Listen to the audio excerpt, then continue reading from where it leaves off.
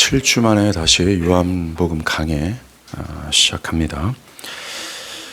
우리가 보고 있는 본문은 십자가의 죽음을 앞두신 예수께서 요한복음 13장부터 하신 고별 설교 내용입니다. 주님은 이 설교의 첫 부분에 내가 아버지께로 가려니와 너희가 나를 찾을 것이나 너희는 내가 가는 곳에 올 수 없다 하시면서 제자들을 떠날 것을 언급하셨습니다. 그것을 들은 베드로는 13장 36절에서 주여 어디로 가십니까? 라고 물었고, 또 14장 5절에서는 제자 도마도 주여 주께서 어디로 가시는지요? 라고 물었습니다. 그것에 대해서 주님은 내가 너의 거처를 마련하기 위해서 아버지 집으로 간다 라고 하며 그가 어디로 가시는지, 왜 가시는지를 이미 답하셨습니다. 주님의 이 말씀은 단순히 당신이 제자들을 떠나 본래 계셨던 아버지의 보좌 우편으로 가신다는 의미가 아닙니다. 예수님이 제자들의 거처를 준비하러 아버지 집으로 가신다라는 의미는 제자들이 저 하늘의 거처에 갈 수 있도록 십자가의 죽음을 맞이하러 가신다라는 의미입니다. 하늘의 거처, 즉 천국은 그리스도의 죄사함의 죽음과 부활을 통해서 제자들에게 주어지기 때문입니다. 태초전 하나님께서 계획하시고 꿈꾸셨던 당신의 백성들과 하늘나라에서 영원토록 함께하는 것을 위해 지금 주님은 그것을 위해 내가 죽으러 간다 라고 하신 것입니다. 이렇게 주님의 제자를 떠나 아버지 집으로 가신다는 말씀의 의미는 본래 그리스도께서 이 땅에 오신 그의 사명, 뭡니까? 죄인을 구원하시는 구속의 사명을 그의 죽음과 부활 안에서 완전히 성취하신다는 것을 의미하는 겁니다. 또 주님이 제자들의 곁을 떠나 아버지 집으로 가신다는 의미를 더욱 알리시고자, 즉 내가 죽으러 간다 라는 것을 더 알리시고자 요한복음 14장 16절에서 17절, 25절에서 27절, 그리고 15장 26절에서 주님은 당신이 보내실 보혜사 성령을 언급하셨어요. 주님이 당신의 떠남에 대해 근심하는 제자들에게 성령을 언급하신 이유는 보혜사 성령의 오심은 그리스도의 구속의 사역이 이미 완성되었다는 확실한 증거가 되기 때문입니다. 왜냐하면 성령은 예수께서 먼저 죽음과 부활 그리고 하늘로 올라가시기 전까지는 올 수 없기 때문입니다. 예수께서 구속의 사역을 완수하신 후에 오시는 성령이시기에 성령이 오신다는 것은 이제 곧 그리스도께서 죄인을 구속하시는 당신의 사역을 완수하게 될 것이라는 예고입니다. 복음의 성취가 문 앞에 당됐다는 의미입니다. 성령이 오신다는 것은 그리스도께서 죄인들의 죄를 다 옮김을 받아 그들이 받아야 될 형벌과 진노를 하나도 남김없이 받아 죽으신다는 것이고, 그것으로 그를 믿는 당신의 백성들을 향했던 하나님의 진노와 형벌은 하나도 남지 않는다는 것을 의미합니다. 더 이상 율법은 그들에게 죄에 대한 값을 물을 수 없을 정도로 그리스도께서 십자가에서 죄인들의 죄사함을 완벽하게 충족시키셨다는 의미입니다. 그리고 이제 죄인이 거룩하신 하나님과 영원히 함께할 수 있는 길이 열렸다는 의미도 됩니다. 나아가 그리스도의 부활은 예수가 우리를 대속하신 그리스도 메시아며 그의 죽음이 죄와 사망의 권세를 이기신 대속의 죽음이라는 사실을 확증하는 역사입니다. 그리고 그가 사도행전 1장의 기록처럼 하늘에 올라가심으로 우리를 구속하시고 계획하신 하나님의 구속의 역사가 완전하고도 온전히 성취했다는 확실한 증거입니다. 그 후에 이것에 우리는 집중해야 됩니다. 그리스도의 구속이 완전히 종결된 후에 성령은 오순절에 강림하셨습니다. 이렇게 성령의 오심은 그리스도의 구속의 역사가 완전히 성취된 후에 오시는 것으로서 성령의 오심은 이제 죄인을 구속하시는 그리스도의 구속이 끝났다라는 가장 확실한 증표입니다. 이렇게 예수께서 제자들을 떠나 아버지께로 가신다는 것은 단순히 제자들을 떠나신 것이 아니라 아담의 타락 이래 하나님께 나아감을 얻지 못하는 죄인들이 하나님께 나아갈 수 있는 길이 열린다는 뜻이며 태초전에 하나님께서 꿈꾸셨던 죄인들의 죄사함을 받아 거룩하신 하나님과 함께할 수 있는 길이 열린다는 뜻이며 죄로 인해 닫혀있던 하늘의 문이 열리는 역사가 이제 도래한다는 뜻입니다. 주님의 떠나심은 궁극적으로 제자들을 위한 것입니다. 나아가 하나님의 모든 백성들을 위한 일이며 그 모든 백성들을 향한 하나님의 약속이 성취된다는 의미입니다.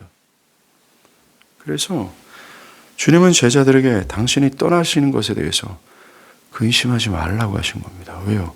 근심할 일이 아니기 때문입니다. 이것은 그리스도의 나심과 더불어 흥분과 기쁨과 설렘과 기대가 찬 메시지입니다. 이렇게 주님의 제자들 중 두 제자가 주님이 어디로 가시는지를 물었습니다. 그리고 주님은 이미 그것에 대해 내가 어디로 가는지를 답했습니다. 그런데 오늘 본문 5절이죠. 주님은 지금 내가 나를 보내신 이게로 가는데 너희 중에 나더러 어디로 가는지 묻는 자가 없다라고 하십니다. 아니, 이미 물었잖아요. 그리고 주님은 그것에 답을 하지 않습니까? 그런데 주님은 너희 중에 나더러 어디로 가는지 묻는 자가 없다. 이 말씀이 모순처럼 들립니다. 묻는 자가 있었는데 없다고 하시니 말이죠. 그러나 이건 모순이 아닙니다. 오늘 본문 5절의 주님의 의도는 왜 더 묻지 않느냐라는 질문이에요.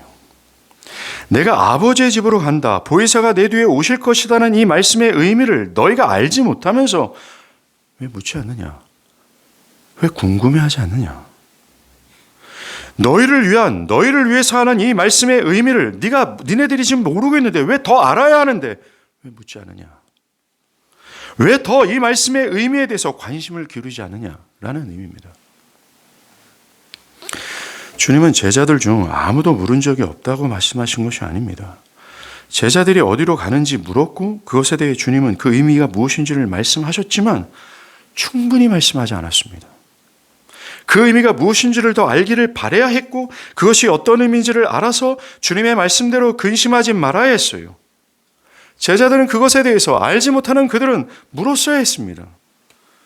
그런데 그들은 묻지 않았습니다. 그 전에 제자들이 던진 질문은 주님, 왜 나를 떠나려고 합니까? 라는 항의적인 무언의 물음뿐이었습니다. 이들은 주님이 떠나시는 것의 의미가 얼마나 큰 은혜인지를 이해하지 못하고 있습니다. 그것의 의미에 대해서 알려고도 관심을 기울이지 않았습니다. 못 알아들었음으로 인해 그들은 근심에 빠진 거죠. 이들은 예수께서 어디로 가려고 하는 것인지 그리고 그것이 그들에게 무슨 의미인지 진정으로 알기를 위해서 여러 깊은 질문을 던져야 했습니다. 그래서 이 영광스러운 구속의 성취를 기대하고 그것을 기뻐하며 그것을 성취하는 그리스도를 그 무엇보다 존귀하게 여기고 그를 더욱 믿고 따라야 했습니다. 그래서 근심이 아니라 주님의 죽음이 자신들을 위한 위대한 구속적인 죽음임을 알고 그것에 대비해야 했습니다. 그런데 이들은 내가 너희를 떠날 거다 라는 표면적인 말만 듣고 거기에 이 표면적인 것에 지나치게 매몰됨으로 인해 그리스도의 떠남에 대한 참된 의미를 상실한 겁니다. 주님의 말씀의 중요함을 잃어버리고 표면적인 일부분만 듣고 판단해버린 겁니다. 이런 의미를 가지고 주님은 제자들에게 왜 묻는 자가 없느냐? 라고 하신 겁니다. 알지 못하는데 왜 안 묻느냐?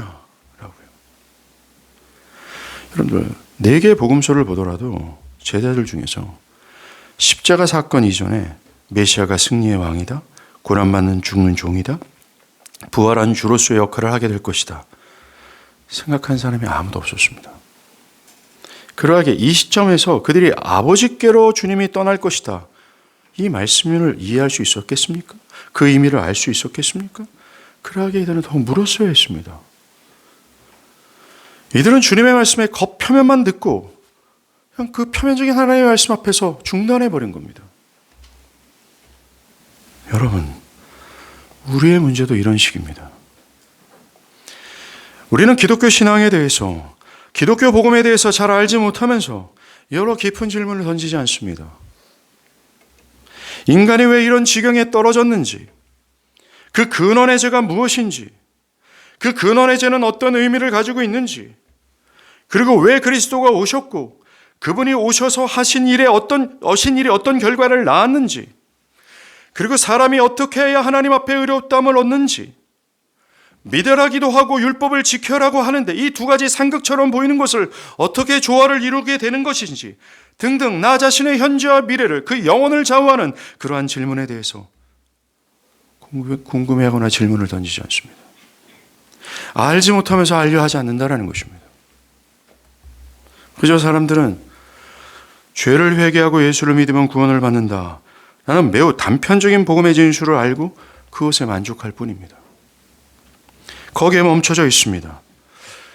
그건 됐지 뭐 더 이상 알아야 됩니까? 라는 식입니다. 그들은 회개해야 될 죄가 무엇인지, 회개가 또한 무엇인지, 예수는 누구이시며 왜 오직 예수를 믿어야 하는지, 그런 믿음이 무엇인지 묻지 않습니다. 사람들은 제자들처럼 진리의 겉표면을 알았기에 그것으로 충분하다, 그래서 나는 알고 있다 라고 생각합니다. 기독교 복음에 대해서 잘 알지 못하면서 나는 잘 알고 있다라고 생각합니다. 그래서 더 이상 알 필요가 없다라고 스스로를 판단하죠. 저는 오늘 본문에 나오는 제자들의 태도가 교회 안에 질비해 있다라고 확신 또 합니다. 이렇게 생각한 사람들은 의외로 많습니다. 사람들은 성경에 대해서 자신들이 꽤 많은 지식을 가지고 있고 신앙과 신앙에 필요한 어느 정도의 정보를 가지고 있다고 생각합니다. 그리고 자신이 가진 지식과 정보를 통해서 나는 참된 신앙을 능히 할 수 있다고 충분히 자기를 판단합니다. 불행하게도 대부분의 사람들이 가지고 있는 지식은 성경과 일치하지 않는 것이 허다합니다. 그분들이 가진 신앙의 견해나 행동의 동기들이 성경적이지 않다라는 것입니다. 그런데 사람들은 자신을 안다라고 판단하고 있습니다. 심지어 사람들은 각자가 신앙의 어떤 것, 기독교의 어떤 부분에 대해서 스스로가 정의를 내리고 있습니다. 믿음이요? 믿음은 이런 것입니다. 예배요? 이런 것이고, 교회는 이런 것입니다. 구원은 이런 것이고, 신자는 이런 것입니다. 성경이 뭐라 말하는지, 그것에 대해서 성경이 말하는지를 알고 그 깊은 의미를 깨닫고 거기가 일치한 생각과 견해를 갖는 것이 아니라 이것과는 상관없이 경험 세계에서 어느 정도 들은 얄팍한, 지금 제자들도 압니다. 주님을 떠나가는 것이. 그런데 주님이 떠나가신다는 본질적인 의미는 그들에게 기쁨과 설렘과 희망과 소망이었습니다. 그런데 그들은 도리어 주님을 떠나간다는 의미를 모르고 그 메시지를 통해서 근심하고 있어요. 전혀 다른 반응을 보이고 있다는 겁니다. 표면적인 지식을 가지고 있어요. 표면적인 주님의 말씀에 멈춰 있었던 겁니다. 지금도 똑같아요. 하나님의 복음을 우린 표면적으로만 사람들은 대부분 이해합니다. 알고 있다라고 얘기합니다. 그 의미가 뭔지 모릅니다.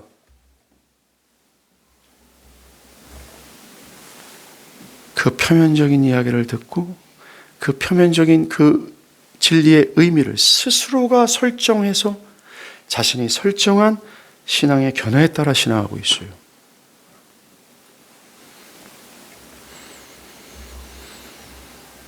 사람들은 제자들처럼 복음의 겉표면 또는 간단한 진술을 내가 들었다는 이유로 더 이상 알려고 하지 않습니다. 그런데 그들의 공통적인 열매가 있어요. 그들의 신앙은 기쁨과 신앙으로서의 마땅한 열매가 맺혀지지 않습니다. 사람이 허물과 죄로 죽어서 스스로의 힘과 지혜로는 믿을 수 없다고 하는데 성경은 또 믿으라고 합니다. 그렇다면 믿을 수 없는 죄인이 어떻게 믿을 수 있게 되는지, 사람들의 마음에 어떤 작용이 일어나서 그렇게 믿게 되는지 등등 묻지 않습니다. 이 엄중한 진리에 대한 지식과 그것에 대한 질문은 단순히 신학적 질문이 아닙니다. 신앙의 궁금증을 풀려고 하는 질문도 아닙니다. 단순히 궁금해서 그런 의도로 질문하는 것은 그 영혼에게 아무런 도움이 되지 않습니다. 단순한 궁금증을 해소하려는 질문이 아닙니다. 오늘날 교회 안에 많은 사람들이 그런 식으로 질문합니다. 단순히 성경의 지식을 알고 싶어서. 그러한 의도로 말이죠. 이 영적인 것에 대한 질문은 마치 사도행전 2장에서 베드로의 설교를 들은 후 사람들이 그 설교에 마음이 찔려 슬퍼하고 괴로워하면서 형제야, 우리가 어떻게 해야 구원을 받을 수 있습니까? 라는 식의 질문을 해야 맞습니다. 자신의 영혼을 깨닫고 자신이 하나님 앞에서 어떤 상태에 있는지 이것을 깨닫고 자신의 영혼에서 깊이 걱정하고 생명을 얻고자 하는 동기에서 질문해야 마땅합니다. 자신의 영혼을 걱정하며 하나님을 참되게 알고자 하는 마음의 동기에서, 그리고 나의 내면과 삶을 그 진리와 일치하여 돌이키고자 하는 강렬한 마음 속에서 알고자 하고 질문해야 합니다.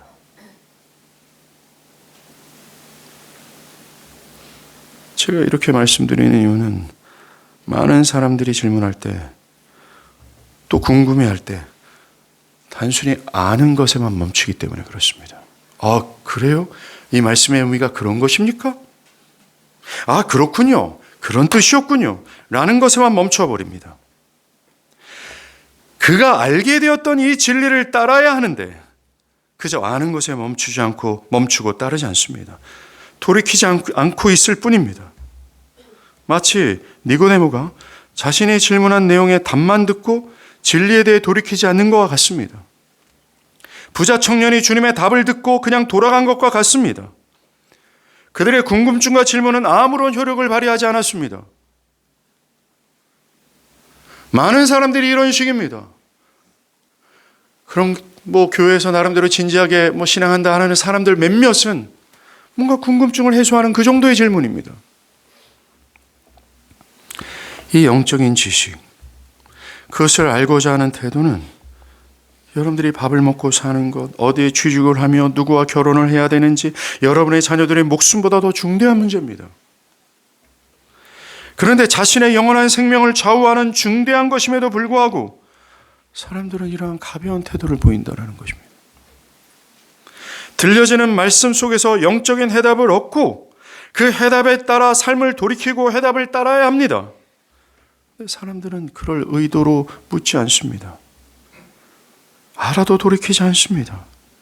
진리에 부합한 돌이킴이 없습니다. 그저 기독교 신앙이요, 구원이요, 하나님이요?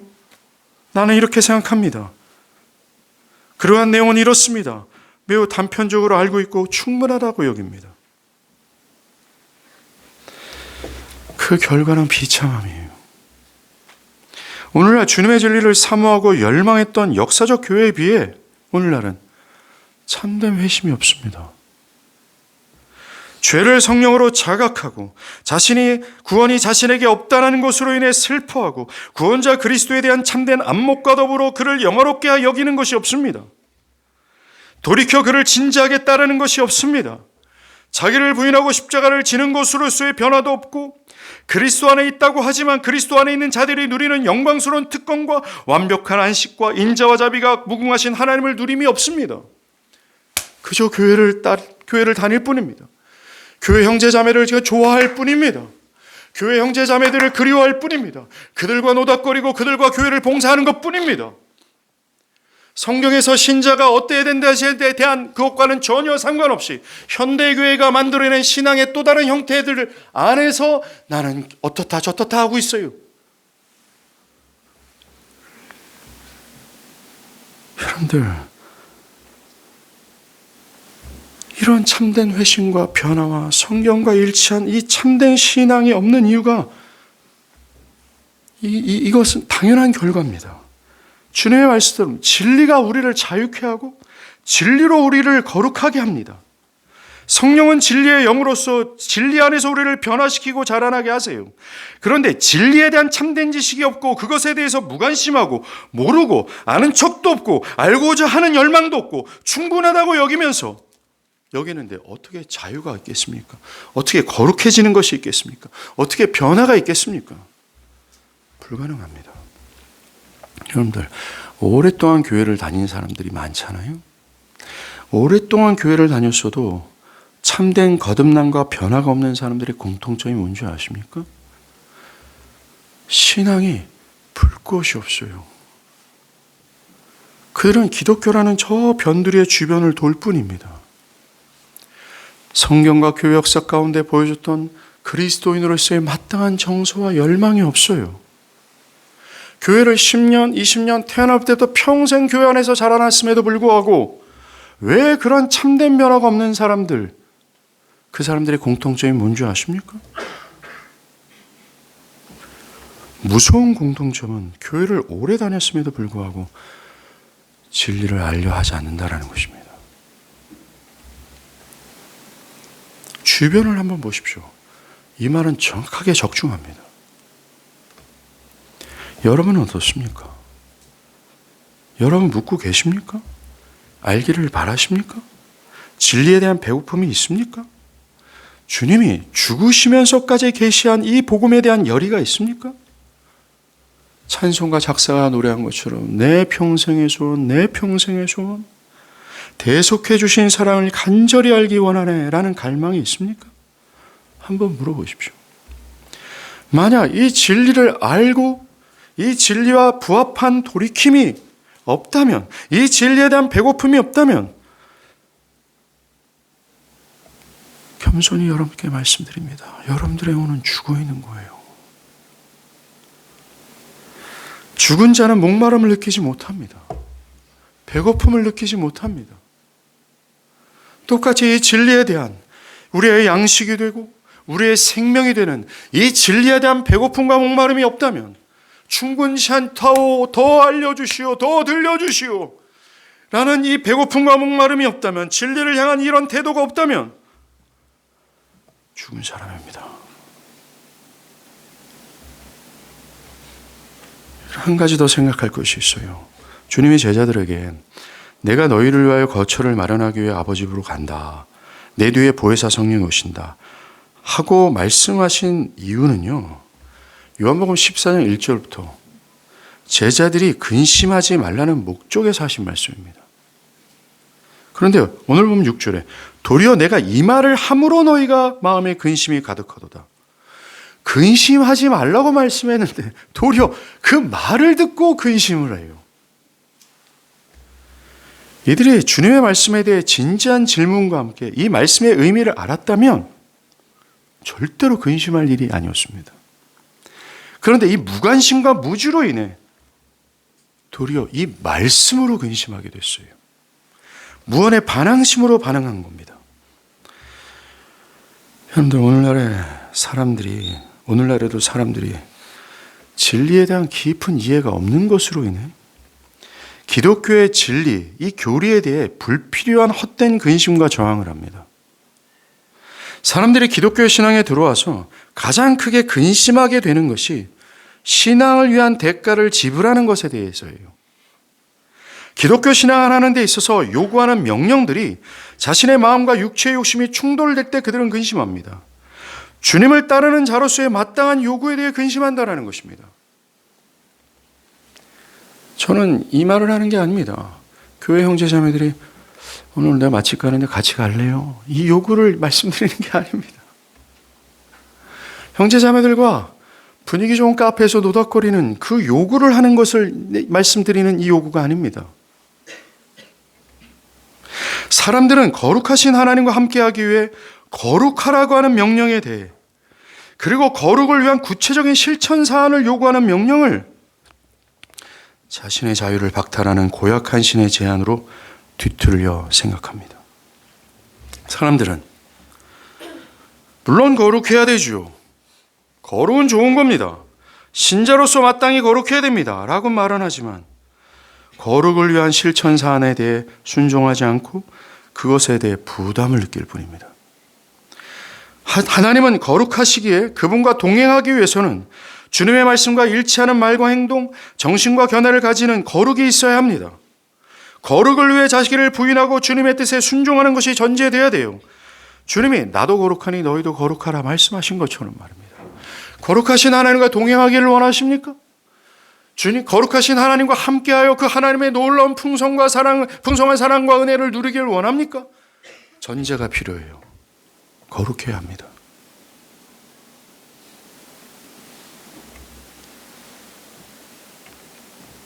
그래서 교회와 성경은 그 개인을 향해 거룩을 위한 실천적 명령을 요구하는데 그것에 대해서 근심합니다.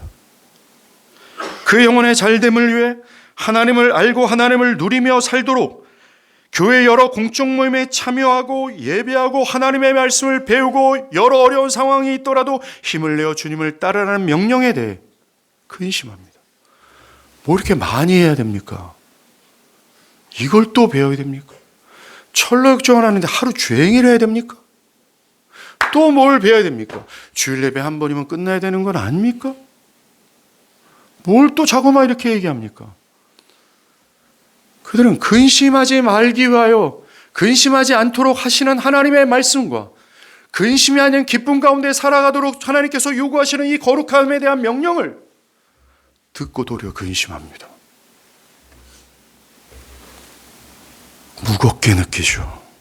불편함을 느낍니다. 왜일까요? 제자들처럼 그 말씀의 의미를 참되게 알지 못하기 때문에 그렇습니다. 정말 알지 못합니다. 기독교의 기본 진리도 알지 못하는 것이 분명합니다. 모르는데 알고 있다라고 생각하기 때문입니다. 왜 그렇게 명령하시는지, 무엇을 위한 것인지, 그 의미가 무엇인지에 대해 기독교 진리에 한참 모자란 상태입니다. 충분한 지식은 말입니다. 그 사람이 거룩을 향해 씨름하는 것을 기쁨으로 여기도록 합니다. 그런데 진리에 대해 결핍되어 있기 때문입니다. 자신을 아는 자로 여기고 알려 하지 않기 때문입니다. 영적인 것에 대해서 관심이 없기 때문입니다. 이것이 방금 언급한 근심의 원인입니다. 주님은 어떤 상황과 처지든지 상관없이 자신의 생각과 시간과 물질과 심지어 생명마저 지불하면서 언제든지 주님의 뜻에 순종하며 주님을 따르라고 분명히 하셨습니다. 이 명령은 그 사람을 괴롭히게 하자 하는 명령이 아닙니다. 부담을 주게 한 명령도 아닙니다. 그 사람의 자유를 박탈하는 명령이 아닙니다. 이 명령은 그 사람이 이 세상에서 크고 위대하신 하나님을 누리며 그분의 안식안에서 평안과 기쁨을 누리게 하기 위한 명령입니다. 나아가 그가 사랑의 하나님을 잃어버리지 않고 결국 종국에 가서는 영원한 나라로 들어가게 하기 위한 하나님의 사랑의 명령입니다. 진정한 자유를 향한 명령입니다. 그를 위한 명령입니다. 그런데 사람들은 이런 종류의 말씀을 들을 때 부담을 느낍니다. 그렇게까지 해야 됩니까? 부담스러운데요? 그냥 다른 사람들처럼 종교적인 단순한 행위로 끝나는 건 안 되는 것입니까? 너무 좀 과격한 것이 아닙니까? 근심합니다. 대표적인 인물이 부자 청년일 겁니다. 여러분들 마가복음 10장에 돈 많은 청년들이 그리스도를 찾아왔습니다. 그걸 묻습니다. 내가 무엇을 하여야 영생을 얻을 수 있습니까? 굉장히 심오하고 영적인 질문을 한 겁니다. 나아가 이 사람은 내가 어릴 적부터 다 지켰나이다 할 정도로 어릴 적부터 신앙 안에서 모든 도덕적인 명령을 순종해 왔다라고 말했습니다. 참으로 견실한 청년처럼 보입니다. 그런데 주님은 그 청년에게 너한테 아직 한 가지 부족한 것이 있다. 그것은 가서 내게 있는 것을 다 팔아 가난한 사람들에게 주고 와서 나를 따르라 라고 하셨습니다. 주님은 이 부자 청년에게 이 청년이 집착하고 있는 물질, 자신을 대면하고 있는 현재와 미래의 목표가 되는 이 물질을 부인하고 영광이며 생명이며 구원자이고 하나님이신 주님을 따르라고 말씀하신 겁니다. 이 요구는 그 청년에게 영생의 말씀이고 거룩하신 하나님과 영원히 함께할 수 있는 거룩한 지침이었습니다. 영광의 명령이며 그를 위한 사랑의 명령이었습니다. 그런데 이 청년은 재물이 많은 거로 말씀으로 인하여 슬픈 기색을 띠고 근심하여 갔더라 라고 반응했습니다. 얼마나 불행한 일입니까? 이 청년이 아무리 진지한 신앙적 태도를 가지고 있다 하더라도 어릴 적부터 교회 안에 익숙해서 종교적인 교육을 받았고 도덕적으로 매우 착한 사람이라 할지라도 이 사람은 영생에 이르지 못했어요.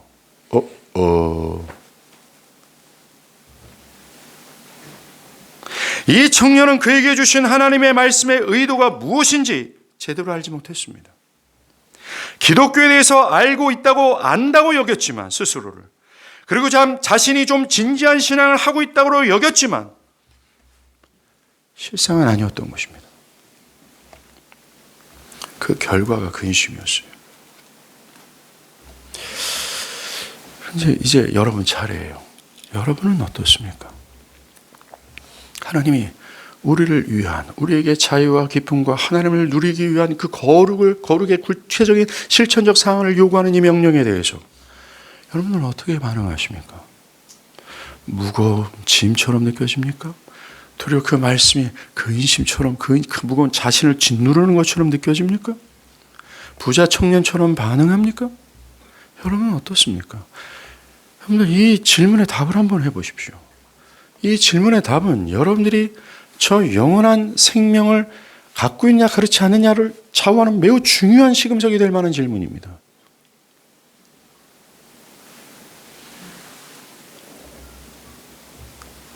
두 번째로 사람들이 말씀에 대해 근심으로 반응하는 것이 이거예요. 사람들은 실컷 예배드리고 말씀도 배운다고 해놓고 도리어 일상에서는 근심합니다. 그 말씀과 예배가 그들이 누구의 백성이며 그들이 하나님이 누구신지 그리고 하나님 안에 있는 자가 누리는 특권이 무엇인지를 말함을 통해 그들을 향해 근심하지 말라고 말씀하시는 겁니다. 근데 도리어 근심으로 살아갑니다. 사방으로 우겨쌈을 당할 때 그냥 쌓여버립니다. 거꾸로 튀김을 당할 때 거꾸로 튀김을 당하며 살아갈 뿐입니다. 사도 바울이 빌립보서 4장 7절에서 우리가 이 보배를 질그릇에 가졌으니 이는 심히 큰 능력이 하나님께 있고 우리에게 있지 아니함을 알게 하려 함이라. 우리가 사방으로 우겨쌈을 당하여도 쌓이지 아니하며 답답한 일을 당하여도 낙심하지 아니하며 박해를 받아도 버림받지 아니하며 거꾸로 튀김을 당하도 망하지 아니하고 라게 하는 이 신자가 가지고 있는 놀라운 생명의 왕성함이 없다라는 거예요. 오늘 제자들이 주님이 근심하지 말라고 말씀을 듣고 도리어 근심한 것처럼 사람들은 근심하지 말라고 주어지는 수많은 약속의 말씀을 듣고 도리어 근심하며 살아갑니다. 심지어 주님은 직접적으로 너의 마음에 근심하지 말라. 하나님을 믿고 나를 믿으라. 그런데 근심합니다. 아무 일에나 염려하지 말라 하셨건만 아무 일만 생겨도 근심합니다. 그 근본적인 이유는 진리에 대한 결핍입니다. 진리를 못 알아들은 것입니다. 진리를 알지 못하기 때문입니다. 우리의 삶과 신앙은 잘 들으십시오. 진리를 얼만큼 아는 것으로 결정이 됩니다. 진리를 아는 것만큼 삶과 신앙의 태도가 결정된다는 거예요. 진리를 아십시오. 여러분의 영혼을 걱정하며 그 생명을 얻고 그 생명을 더 풍성히 얻고자 하는 동기로 진리를 좀 더 배고파 하십시오. 진리를 목말라 하십시오. 그리고 거룩한 실천, 거룩을 위한 이 실천적 모든 사항, 이 교회가 요구하고 성경이 요구하는 것에 대해서 기쁨으로 마땅히 반응해야 됩니다. 만약 지금처럼 그렇게까지 합니까? 뭐 이렇게 많이 합니까? 그것을 근심으로 느끼는 상태를 계속해서 방관한다면 여러분들 말씀 앞에서 여러분의 반응은 더 큰 근심과 더 큰 무거운 짐처럼 말씀이 느껴지게 될 수밖에 없다는 걸 기억하십시오.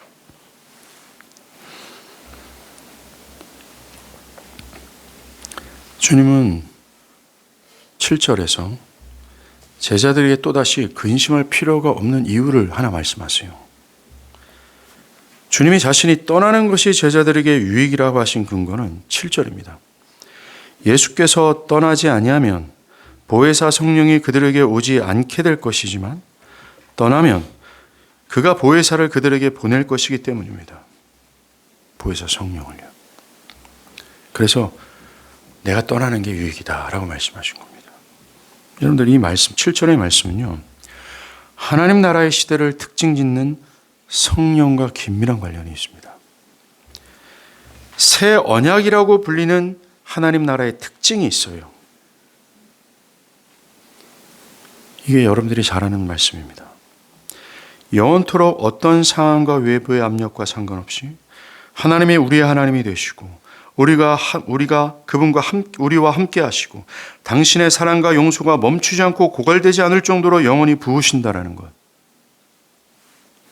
그리고 그의 언약 백성된 자들은 주님의 율법을 기쁨으로 순종하는 것이 요구되는 언약입니다. 여러분들 주위에서 생각해야 될 것은 신구약 성경 모두는 이 무조건적인 사랑이 있잖아요. 이 무조건적인 언약은 주님의 계명을 지키고 따르는 조건 안에 있는 자들이 누리는 언약이라고 강조합니다. 즉 무조건적인 언약은 제한적인 사람들에게만 주어진다라는 것입니다. 누구에게요? 언약 백성된 자로서의 삶을 살아가는 자들이라는 겁니다. 여러분들, 그렇다면 이 언약 백성이 되기 위해서 무엇이 필요할까요? 즉 주님의 계명을 언제나 어디서나 주님의 계명을 최상의 가치로 느끼며 최고의 권위로 삼아 기쁨으로 따르는 백성이 되기 위해서 무엇이 필요할까요? 바로 성령의 역사입니다. 이것은 성령의 역사에 전적으로 의존되어 있어요. 에스겔 11장 19절 20절에 내가 그들에게 한 마음을 주고 그 속에 새 영을 주며 그 몸에서 돌 같은 마음을 제거하고 살처럼 부드러운 마음을 주어 내 율례를 따르며 내 규례를 지켜 행하게 하리니 그들은 내 백성이 되고 난 그들의 하나님이 되리라.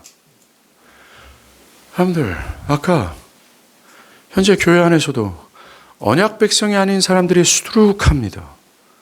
한번 주변을 한번 돌아보십시오. 교회에 있으나 참된 생명이 없는 사람들이 얼마나 많습니까? 교회 안에 있으나 그 하나님의 율법을 즐거워하고 기쁨으로 따르는 것이 아니라 그 의미도 제대로 모른 채 그 거룩을 향한 하나님이 나는 너희와 함께하고 싶어서 하나님이 우리와 함께하고 싶어서 우리에게 요구하시는 거룩, 실천적 거룩을 향한 그 명령에 대해서 근심을 누리는 사람들이 얼마나 많습니까? 하나님의 말씀에 부담을 느끼는 사람이 얼마나 질비하게 많습니까? 그런 분들은 주의해서 들으십시오. 그분들은 언약 백성이 아닙니다. 언약 백성의 특징은 그 무조건적으로 우리를 사랑하시는 그 하나님을 알고 하나님의 요구하시는 하나님의 명령을 기쁨으로 순종하는 자들이에요. 그 언약 백성이 되기 위해서는 성령의 역사가 필요합니다. 에스겔 11장은 이 새 언약을 약속하셨어요. 보십시오.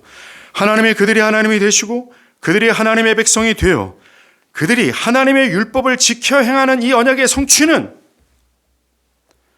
하나님의 나라에 도래 무엇을 의존하고 있는지를 말합니다. 성령의 오심이에요. 성령의 오심으로 그들 안에 하나님의 말씀에 대한 저항감, 하나님의 말씀에서 부담을 느끼는 적개심을 제거하고 하나님의 말씀을 기쁨으로 따르고자 하는 부드러운 마음으로 변화시킨다고 말합니다. 또 에스겔 36장 또 새 영을 너희 속에 두고 새 마음을 너희에게 주되 너희 육신에서 굳은 마음을 제거하고 부드러운 마음을 줄 것이며 내 신을 너희 속에 두어 너희로 내 율례를 행하게 하리니 너희가 내 규례를 지켜 행할 것이라. 여러분들은 보세요.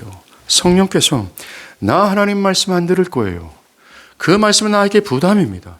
그 말씀을 내 기질상 맞지 않습니다. 나는 자라온 배경이 그러한 말씀을 따르기에 맞지 않습니다. 라고 하면서 나를 위한 나에게 자유를 주기 위해 나에게 기쁨을 주기 위해 나와 함께 하고자 하는 그 하나님의 영광스러움을 나에게 허락하기 위해 주어진 하나님의 말씀으로 근심하며 반응했던 그 하나님의 말씀에 적개심을 가지고 저항감을 가지고 했던 이 딱딱한 돌 같은 마음을 성령이 제거하신다라고 말씀하세요. 그리고 부드러운 마음, 즉 하나님의 말씀을 있는 그대로 수용해서 그것이 상식처럼 설득이 되고 그 하나님의 말씀 앞에 돌이켜 하나님의 말씀을 어떤 상황에서든지 순종하고자 하는 마음으로 변화시킨다고 말합니다. 성령이 말입니다. 심지어 성령은 믿는 신자들 안에 내주하고 계셔서 이들을 언약 백성답게 하나님의 말씀을 순종하도록 만드시겠다라고 약속하셨어요. 바울은 갈라디아서 3장 5절에서 구원을 받는 모든 신자는 예외 없이 성령을 받는다라고 말합니다. 기독교 상식적인 진리죠. 모든 신자에게 성령이 내주한다고 바울은 말했습니다. 그리고 성령은 신자 안에서 이 에스겔의 말씀처럼 하나님의 모든 말씀을 수용하도록 하십니다. 누가요? 성령이 말입니다. 타락한 본성이 아니라는 겁니다. 죄에 물들어진 우리 육체가 아니라고 말합니다. 내 안에 내주하시는 성령이 하나님의 말씀을 수용하도록 하고 그 하나님의 말씀을 기쁨으로 여기며 이 하나님의 말씀을 지키도록 한다고 말합니다. 누가요? 천지를 창조하신 성령이 말입니다. I am Christian. 나는 그리스도입니다. 라고 말하는데 왜 그렇게 말을 해놓고 그 사람은 하나님의 말씀에 순종하는 것을 왜 이렇게 무겁게 느끼고 근심스럽게 느낍니까? 그렇다면 그 안에 성령은 누구십니까? 과연 그 안에 성령은 있는 겁니까? 라고 물어야 합니다.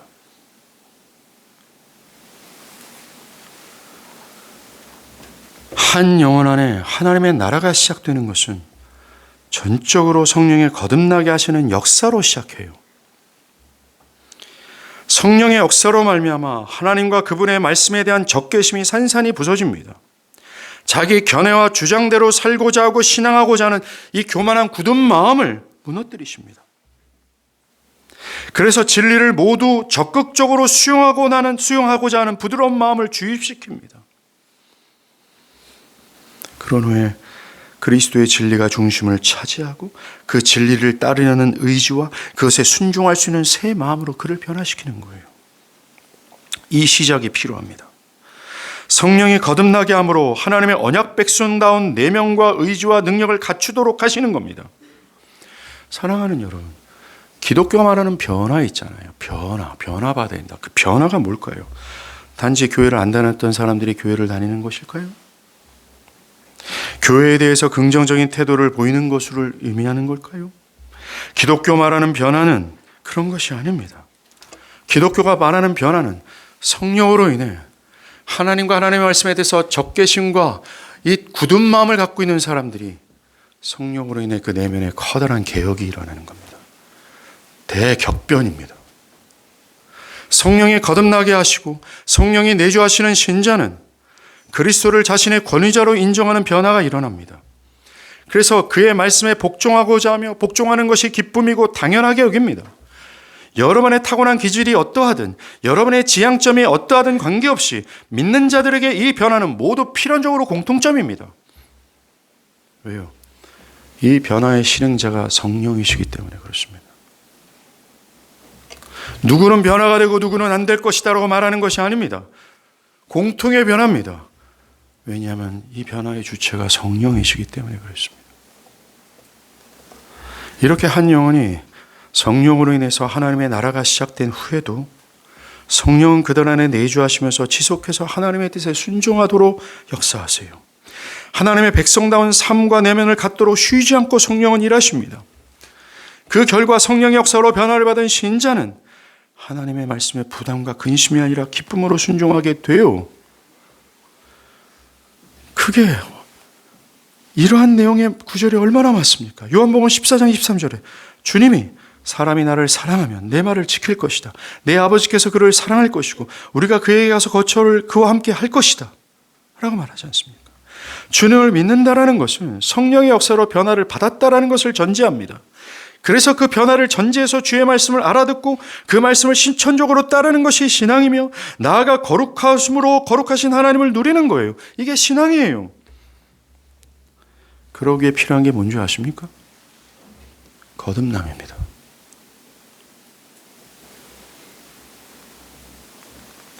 뿐만 아니라 성령은 이 하나님의 말씀을 통해서 하나님을 무한히 확신하게 해요. 그래서 세상의 여러 위협들 앞에서도 두려워하지 않고 그리스도를 따르게 합니다. 좌한 낙스를 비롯한 개혁자들, 믿음의 선진들이 그리스도를 따를 경우 자신이 죽임을 당할 수밖에 없는 상황에서도 그들이 전진할 수 있었던 이유는 그들의 신념이 아니에요. 그들의 의지가 아니었습니다. 성령의 내주함이 있습니다. 그래서 주님의 말씀에 근심하는 것이 아니라 순종하도록 하며 나아가 그의 영혼을 순종을 통해 인도하고 그를 보존하시는 겁니다. 만약 신자라고 하면서 그리스도를 따르지 않는다면 주어지는 하나님의 명령을 무겁게 느끼고 그저 근심의 수준으로만 멈춰 있다면 진리에 대한 배고픔이 없다면 absolutely 맞습니다. 그는 성령의 역사가 필요한 존재예요. 불신자라는 것입니다. 왜 오늘날 교회가 세상의 조롱거리가 됐습니까? 교회 안에 왜 경건의 모양은 분명히 있는데 경건의 능력이 왜 사라졌습니까? 참되지 않은데 자신을 참된 신자로 여기기 때문에 그렇습니다. 기독교의 진리를 알지 못하는데 알고 있다라고 여기는 사람들 때문입니다. 성령의 초자연적인 변화와 변화로 인해서 본질적인 내면의 변화가 없는데 변화가 있다라고 거짓말하기 때문에 그렇습니다. 그 사람들의 삶의 형태나 그 사람들의 신앙의 형태를 한번 보십시오. 언제나 타협이고 언제나 위선이요, 언제나 혼합이에요. 정말 전사처럼 용사처럼 그리스도를 따르는 것이 없다라는 겁니다. 그저 내가 듣고 싶어하는 말씀만 들을 뿐입니다. 내 마음에 충돌이 되는 하나님의 말씀이 있으면 듣지 않고 귀를 닫습니다. 표정으로도 온갖 불쾌한 감정들을 드러내며 설교자와 눈을 맞추지 않을 정도로 저항감으로 가득합니다. 그런 분들은 잘 들으십시오. 여러분들은 하나님의 형벌 앞에 있다라는 사실을 기억하십시오. 지옥문 앞에 여러분 자신이 있다라는 것을 기억하셔야 되는 겁니다. 하나님의 무서운 진노가 여러분께 쏟아질 거라는 사실을 기억하고 슬퍼하며 돌이켜야 되는 겁니다. 이 하나님의 말씀을 아십시오. 그리고 하나님의 말씀이 여러분들에게 무엇을 원하는지를 아십시오. 이 구절글의 말씀의 의미가 무엇인지를 알고 이것이 나를 위한 하나님의 말씀을 깨닫고 이것을 그랩하십시오. 제발 이 생명을 붙드십시오. 그리고 생명으로 돌이키시길 간절히 바랍니다. 단순히 여러분들의 사고체계만 돌이키지 마십시오. 여러분의 삶과 여러분들의 행동과 여러분들의 말과 여러분들의 표정까지, 크고 작은 모든 것까지 돌이키십시오. 그렇지 않으면 죽음이라는 사실을 꼭 기억하길 바랍니다.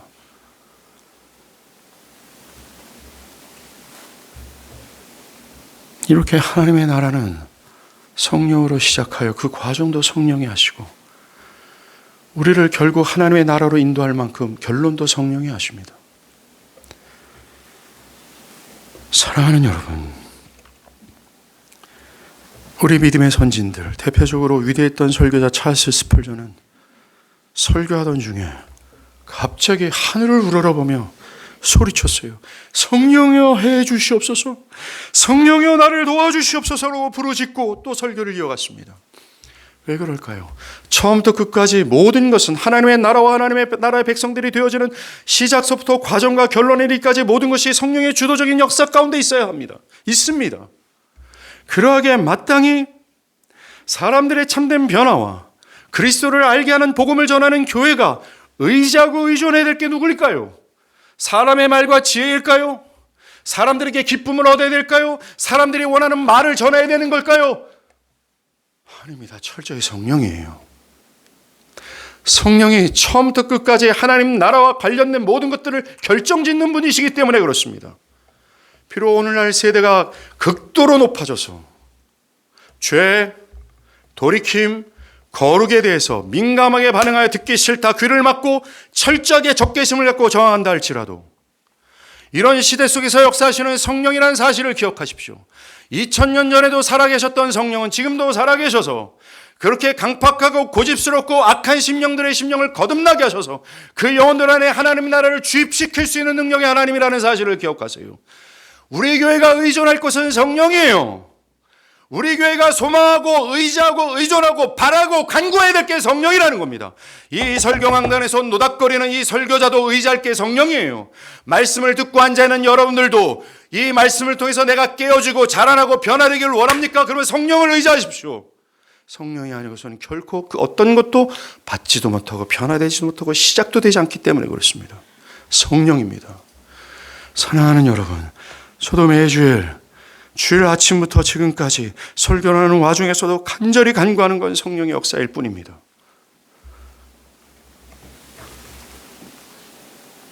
나 자신 또한 하나님 나라 백성으로서 살아갈 수 있는 건 성령이에요. 성령을 구하십시오. 성령이여 내 영혼을 좀 어찌해달라고 말입니다. 바랍니다. 이 위대한 성령의 역사로